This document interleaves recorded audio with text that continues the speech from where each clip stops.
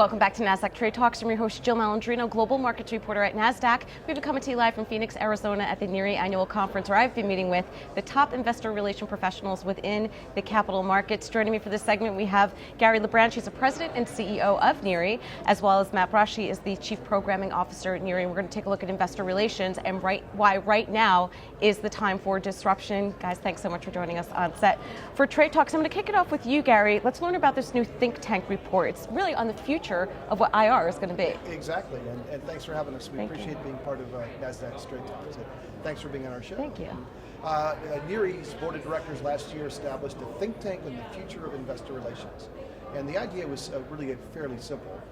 Great associations help to develop their professions by thinking about things in the future, looking at where developments might occur, where opportunities might be, where disruptions might occur.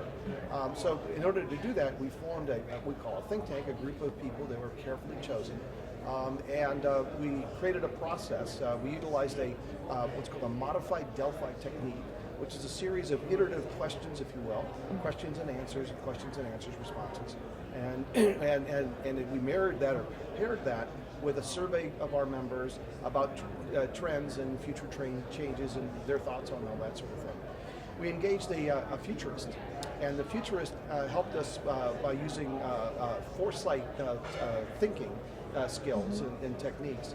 And we brought the think tank together for a physical face-to-face meeting, and we put all these things together with this sort of a deep dialogue on what they saw, what they thought. There was debate, there was discussion and conversation.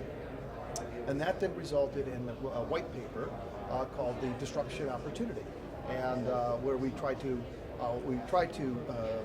paint a picture of the developing and emerging changes affecting the investor relations ecosystem, and how the profession itself, the profession of investor relations, would also need to adjust and change over time. All right, now Matt, the process is certainly unique and interesting. What were some of the key findings within the report?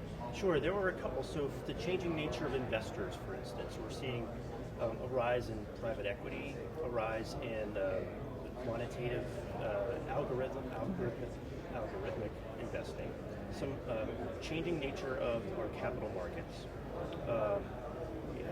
and the changing nature of investor relations itself, really. So as it's broadening sort of into a greater, wider function, encompassing more of the sort of corporate elements that you have traditionally seen maybe in Treasury, in the General Counsel's office, and sort of expanding more into sort of a team function rather than just sort of individual function.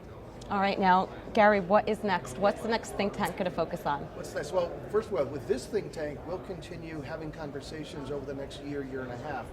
Within the think tank report is a toolkit, and we're giving that to our chapters and other groups within NERI and outside of NERI, and encouraging them to continue dialogue and conversation and debate and thought on this whole process.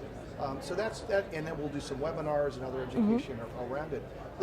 The point of the think tank isn't that it is an end, it is really the beginning of a conversation. And along those lines, the next think tank will begin this fall, and it will focus on artificial intelligence, because we think that is one of the major disruptions that is likely to really impact investors and the investor relations field. That really has been a key theme we've been discussing this year, right? for sure. Okay. Yeah, it absolutely has. Thank you so much both for joining us on Trade Talks. And thank you for joining me. I'm Jill Malandrino, Global Markets Reporter at Nasdaq.